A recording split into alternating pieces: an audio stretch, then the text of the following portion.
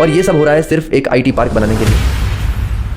चोट देने से पहले पिताजी उसको नमन करते थे। मैंने बोलते भारत की राष्ट्रपति श्री द्रौपदी मुर्मू बताती हैं, जब वह छोटी थी तब उनके पिताजी खाना बनाने के लिए सूखी लकड़ियां लेकर के आते थे। सूखे लकड़ी पिता माता चुन के लाते थे, मैं रोज देखती थी और काम में लेने से पहले उन लकड़ियों को नमन करते थे। चोट देने से पहले पिताजी उसको नमन करते थे। मैंने बोलते सूखी लकड़ी, इसको नमन करने की क्या जरूरत। और उनके पूछने पर बताया कि ये लकड़ियां बूढ़ी हो गई हैं। उन्होंने बोले ये अभी बूढ़ा हो गया, सूख गया, लेकिन जिंदगी भर ये हम लोगों को फल दिए हैं, फूल दिए हैं, हवा दिए हैं। जिंदगी भर फल फूल छाया के रूप में ये लोगों के काम आई है और अब अंत में भी हम इसे काम में ले रहे हैं।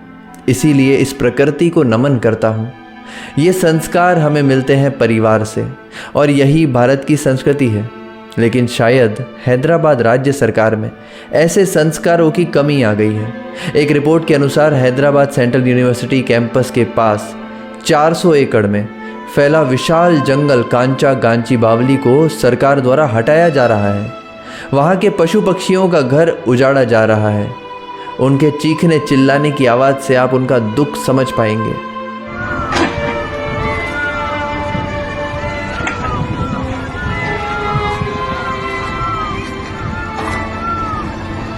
और ये सब हो रहा है सिर्फ एक IT पार्क बनाने के लिए।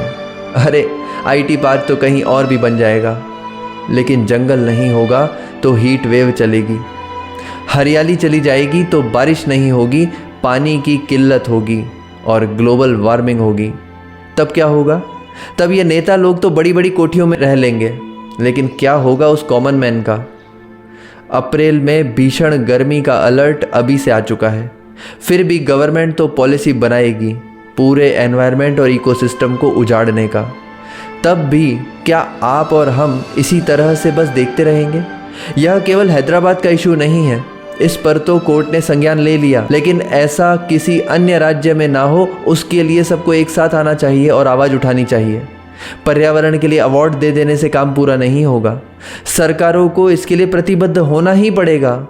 इसके लिए आप लिख सकते हैं तो लिखिए, बोल सकते हैं तो बोलिए, और कुछ नहीं तो ऐसे वीडियोस को शेयर कीजिए अपने सभी ग्रुप्स में और लोगों को बताइए कि प्रकृति नहीं रहेगी तो हम भी नहीं रहेंगे। धन्यवाद।